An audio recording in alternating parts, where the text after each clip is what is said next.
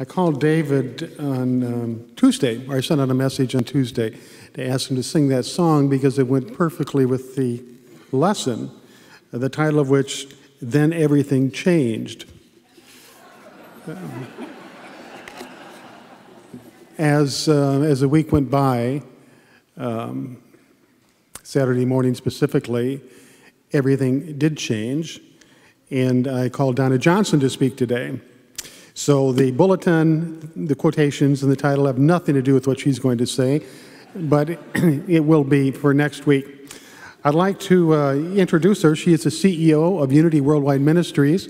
She was a minister at Fairfax, Virginia for many, many years, and she was also here when she was in school doing many different spiritual activities. Wonderful speaker, delightful personality. I present to you Reverend Donna Johnson.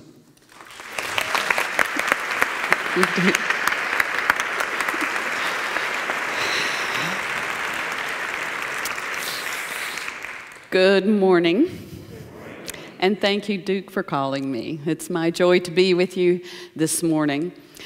I'd like to start out by sharing a story most of you know. It's a simple story. It was going around Unity churches back when Chicken Soup of the Soul first came out.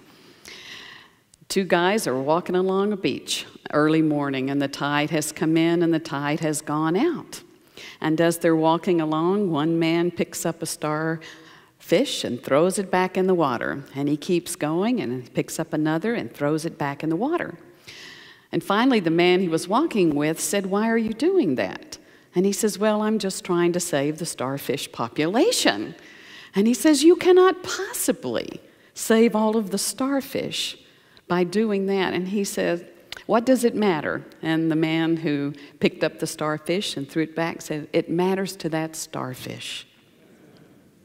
So, it matters to that starfish, but it also matters to the person who is picking up the starfish and throwing it back in the water. Because with each action of kindness, with each toss of the starfish, that person is building his capacity to receive kindness and to recognize kindness, to experience kindness in our world.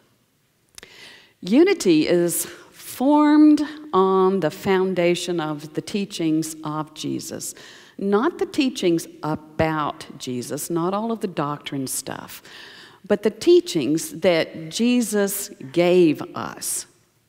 I find it interesting that there are only two things that Jesus said we must do if we are to enter the kingdom of heaven.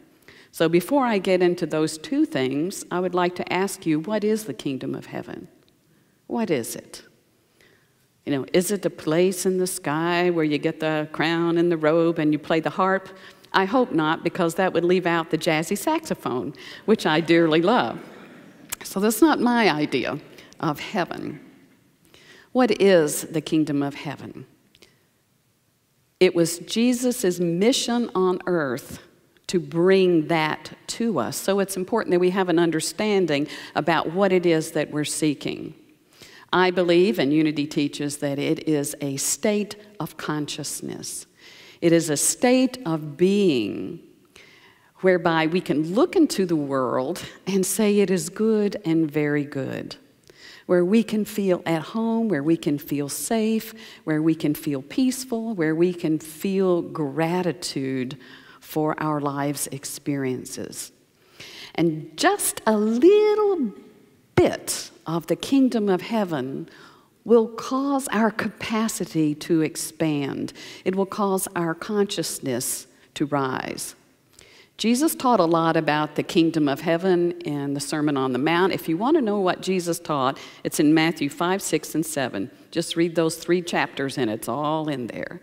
And he said it's like a little bit of yeast that you put inside dough and then you leave it and the dough begins to expand. So when we begin to get a glimpse of the essential message that this person Jesus came to give us, then we too begin to expand. Our consciousness begins to expand. We begin to increase our capacity to experience the abundance of the earth.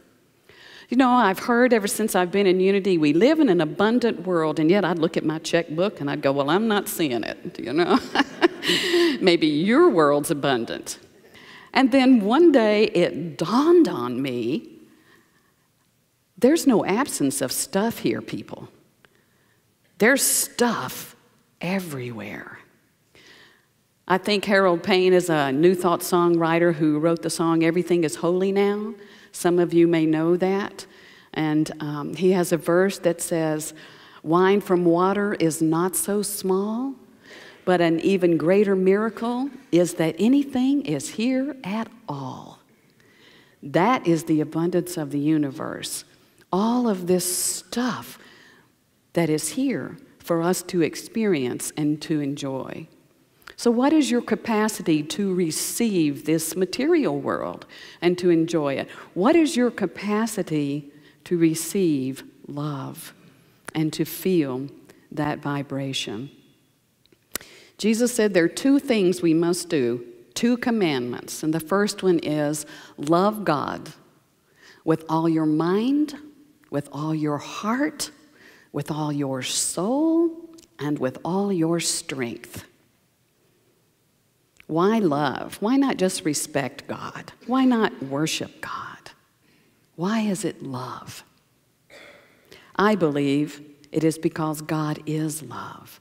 That is the divine vibration, that inclusiveness, the glue that binds us all together, that heals all that needs to be healed. That's the vibration and the power of love. So we're to love God with all of our mind. Well, what does that mean? How do I love God mentally? Well, I can think of God and be respectful and worshipful. But I think it has more to do with my third eye. I think it has more to do with my vision of how I frame my world, how I judge my world. Am I loving God in everything that I see? Am I judging it to be good and very good?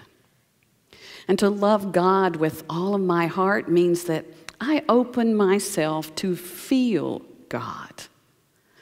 I feel God when I have appreciation for beauty, for what I see in my world, for how I feel when I'm in your presence. Can I feel God everywhere? That's a prerequisite for entering into the kingdom of heaven. And then I'm to love God with all my soul. Oh, what does that mean? What is my soul? For me, it means all that I am, all that I've ever been, and all that I ever will be is grounded in the vibration of the love of God. So to love God with all my soul means right here in my solar plexus, I'm being God in expression. I am the channel through which the divine expresses. And then the last one was pretty darn interesting. And all your strength. What does strength mean? You hang on to it? No, I think strength in this context means power.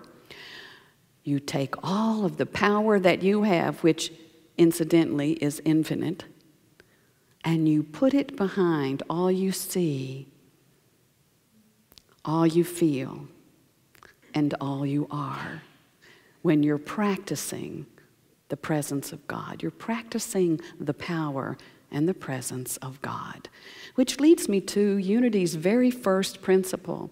There is only one presence and one power in this universe and in all the universe is, and that is God. Now, there are many names for God: divine spirit, infinite number of names.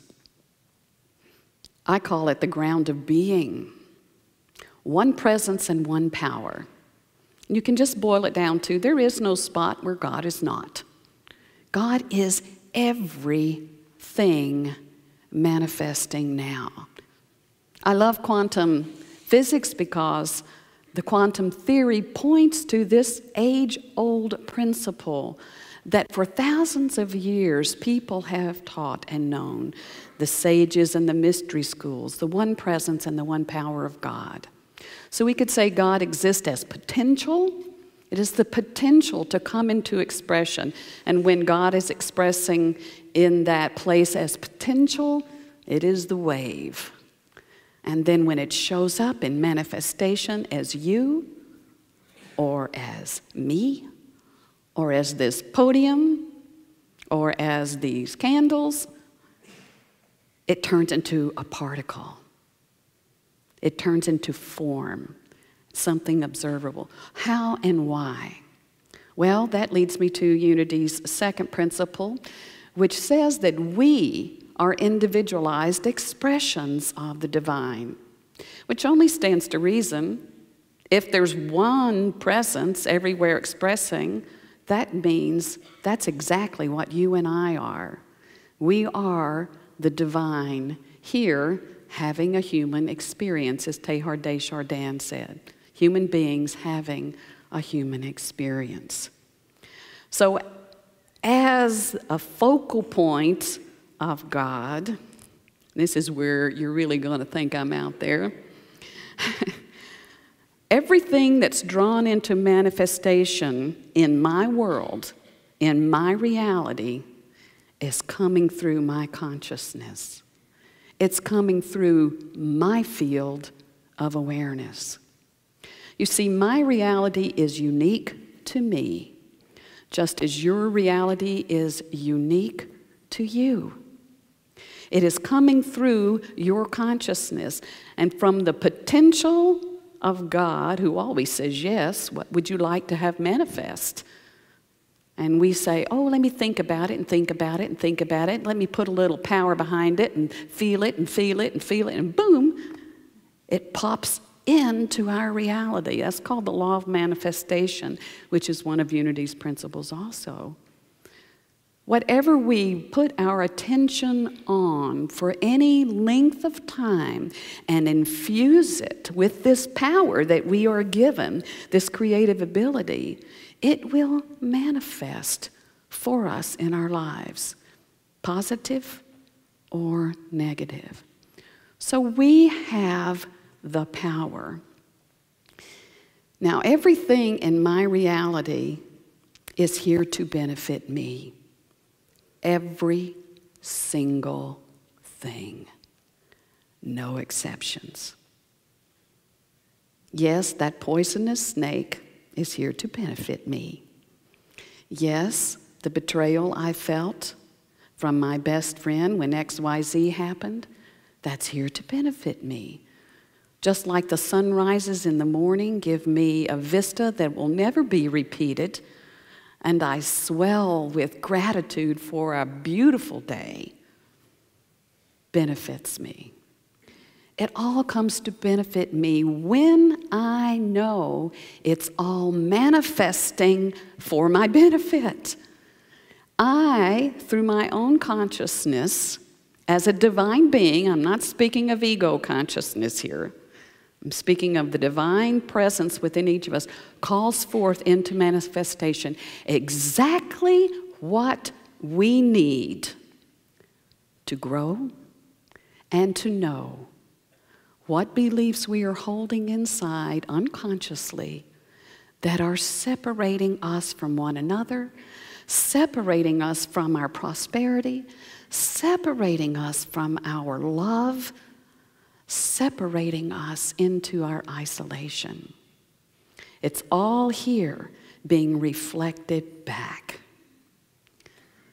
So the spiritual work for me to do is to look into my reality and say, how do I feel about this? What am I experiencing? And if I don't like it, if it makes me irritable, I've got to ask myself,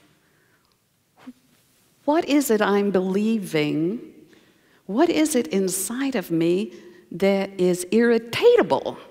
Not irritable, but what is irritatable? Perhaps it irritates me when I feel misunderstood. Perhaps it irritates me when I say something and then someone takes that and twists it and frames it in a derogatory frame. Perhaps that irritates me, and then I have to ask myself why. If this person is here in my reality to mirror something back to me, what is that? And then what is my responsibility? You see, I believe we are 100% responsible for our realities. That's a tough one. You know, I'd like to say, I'm in this world and you're in this world and it's a shared world. And this is my little circle right here, and I'm responsible for this. But step out over here, and that's your business. And I want to tell you how to use your business, you know, and how to do this and how to, from my safe little circle. But the truth of the matter is, it's me and my reality. That's all that's going on. And the same is true for you.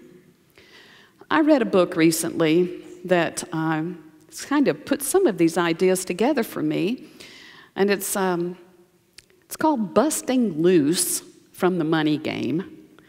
And the author, sorry I can't remember his last name, but it's something like Seinfeld or Seinfeld. And it really has nothing to do with money, but it will help you if you want to do money. But it's really about busting loose from the assumption that we are victims to our reality. He says this is a holographic world and you are right in the middle of it. Star Trek fans out there? You know, can you do that? Live long and prosper? Thank you. There's one of us. Next Generation Star Trek had the holodeck, where for entertainment, the crew could leave their stations and go into this room and shut the door, and a holographic world of their making would come up. And I remember one scene, there was a bar, and then Make It So #1 guy had a girlfriend, and you know, it was all very, very, very real. But then the hologram would shut down just like that when the person had to leave. So the analogy is, our realities are holograms. And every person is doing and saying and being exactly who they need to be, doing what they need to do, and saying what they need to say for our benefit. Everyone in my world is showing up for my benefit. And it's none of my business what I am to them in their world. So when I take responsibility for that, it reminds me of the second thing that Jesus said, the second commandment. First, see God everywhere, feel God everywhere, be the presence of God everywhere, and channel your power into that. And the second is like the first, love your neighbor as yourself. Okay, well, who's my neighbor? Khalil Gibran said, your neighbor is your unborn self made visible. And I always like to say, there are a lot of people out there having experiences on my behalf so that I don't have to have them. I can look at them and say, got it. You know what I mean? Don't need to do that one. I believe our neighbor is whoever is showing up in our reality. Who is showing up right here, right now, today, in this reality, in this experience of mine? And if I want to experience that kingdom of heaven consciousness of expanded love and awareness of prosperity and peace, I must bring love. I must be the presence of love. I must see through the eyes of love in order to expand my capacity to have this experience. But it doesn't just stop with people. It's animals, all animals. It's plants. And it's inanimate objects. My neighbor. Seriously. It's some degree of intelligence everywhere present, the unified field, and it shows up as respect. Respect for property, respect for the planet, respect for other people's journeys and other people's lessons that their realities are bringing to them. The best we can do to love one another is to stand in this space with all of our strength and with all of our soul and reflect back to them the truth of who they are as a spiritual being. They can take back their power from the world just as we can take back our power from the world. Every time I allow something to upset me, I've just separated myself. I take that power back and I simply let that be without judgment. If I go into judgment of myself or another for the experiences I'm having or the experiences they're having, I have just fragmented myself. So a word of caution. As we practice these principles, one presence and one power, and that is in me, manifesting as me, as we move through our lives loving God with all our heart, mind, and soul and strength, and loving our neighbor as we love ourselves, we must do this without judgment of ourselves or others. You know, it's interesting, love your neighbor as yourself. There's kind of an assumption we project onto that. That's assuming we love ourselves. You know, there's a billboard on the way to Lee Summit that says, "We treat you just like you would treat yourself." And I went, well, I don't know if that's good news or not. I don't know if I want to do business with you or not. How do you treat yourself? How you love yourself shows up in your relationship to everything. Your relationship to your loved ones, to your family, to your friends, to your acquaintances, to strangers. It shows up in how you face the day. It shows up in how you meet your challenges. There's no separation because your consciousness is all you will ever experience. Nobody else can give you that. So what are you going to give yourself? I hope it's compassion.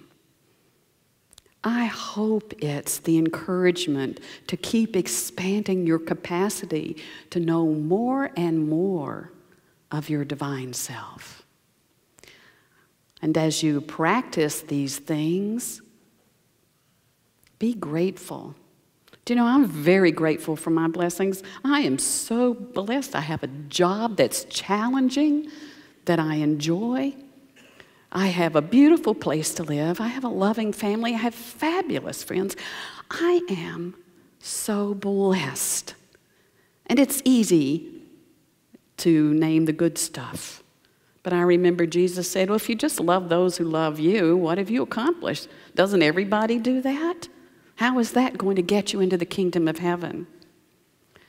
So we have to love those that appear unlovable because they're showing up for our benefit, just so we can see that we don't love them and to have the opportunity to do something about it. That's the only reason why they're there. So the same is true for everything, So I am grateful, and I'm also grateful for every person that pushes my buttons, for every person that appears to knock me off my center. I welcome it because it's an opportunity for me to heal myself. So, I leave you with these thoughts. The kingdom of heaven is here and now. It is a state of being where we see, feel, stay grounded in, and create through a consciousness of the divine. The more we do this, the more our realities shift. And next thing you know, we're in a different relationship because we see a different world. And the same rules don't apply. The more we become integrated as a spiritual being, the more power returns to us, spiritual power, and the more we're able to decree a thing and make it so. This is the good news. And there's enough of us on this planet who are getting it that things are shifting. I want them to shift for me. I want them to shift for every one of you. And the power is love. And I'll just close real quickly by saying, driving here, usually I'll walk because I live nearby, but I drove this morning. I wanted my suit fresh, you know. So I'm driving and I'm thinking, oh, all you need is love. I'm thinking, boy, wouldn't it be great if we ended with that song? There's nothing you can say or do that hasn't been said or done, and whatever else it all is. And then I smiled when they sang it. It's like, there's only one mind. When we open ourselves to it, synchronicities come, blessings abound, and we know, as Myrtle Fillmore says, that we are centered and poised in this expanded Christ mind. And there is nothing that can disturb the calm peace of our souls. What a blessing. God bless to you.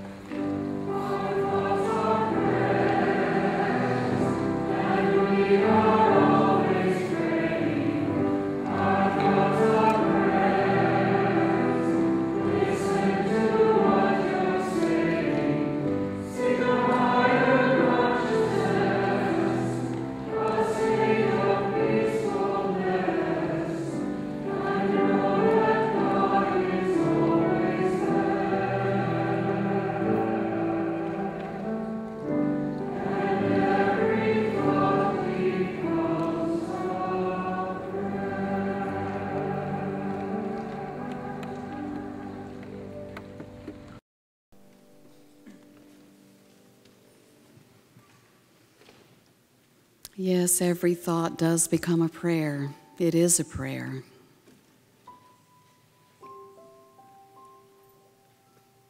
So right now, as we just feel the power that is present in this room and present within our own hearts and minds,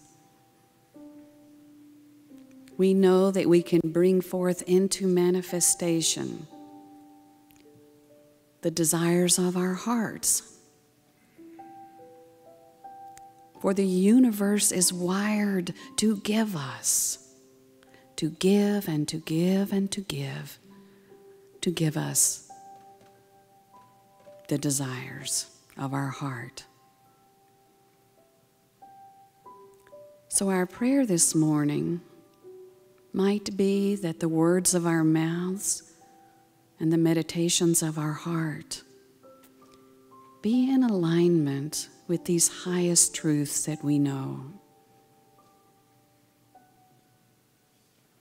For each one of us longs to be free, to be naturally our authentic selves,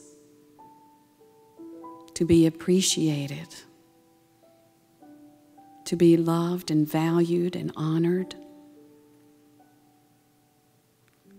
And only we can give ourselves that experience. And when we do, that's what emanates from us. And others around us who are in that vibration reflect it back, and it becomes magnified. And our world becomes more and more beautiful. We decree what is so. Let us choose now to decree love, no exceptions, wisdom, beauty, praise, and peace in the silence.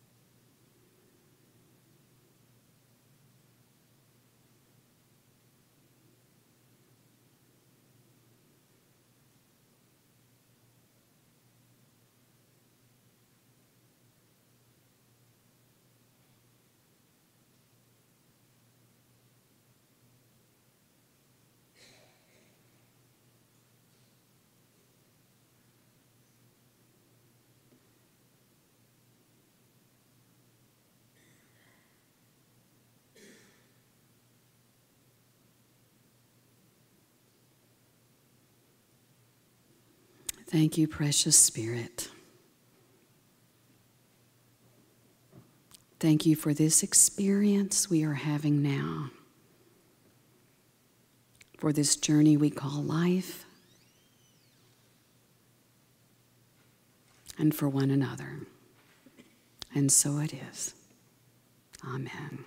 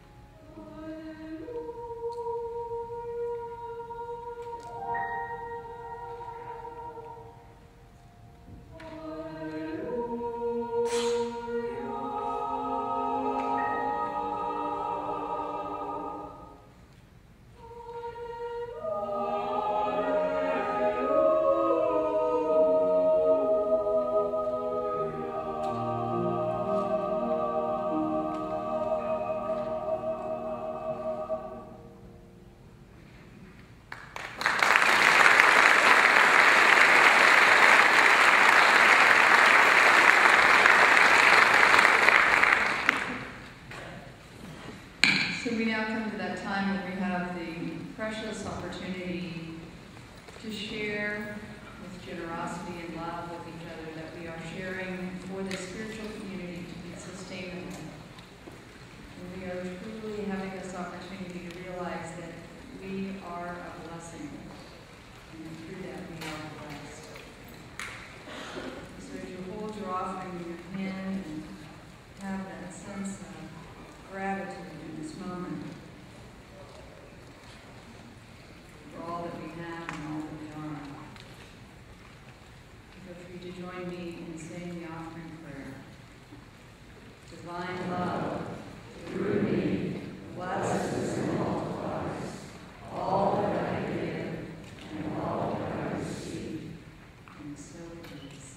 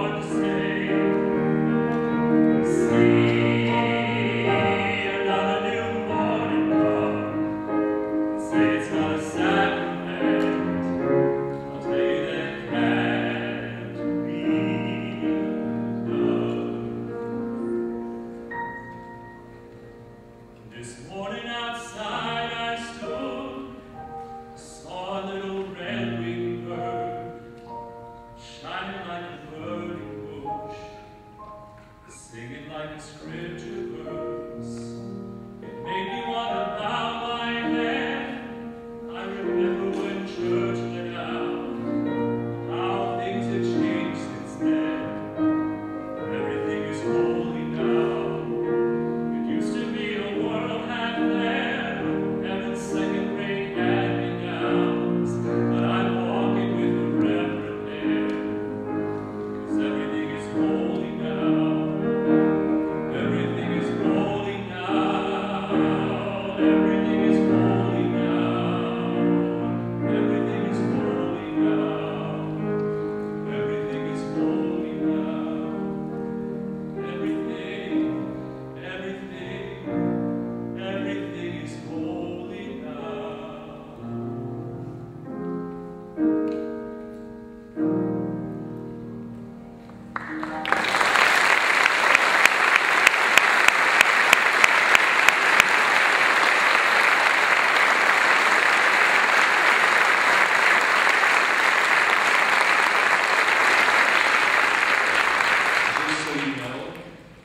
had no conversation about the service this morning at all.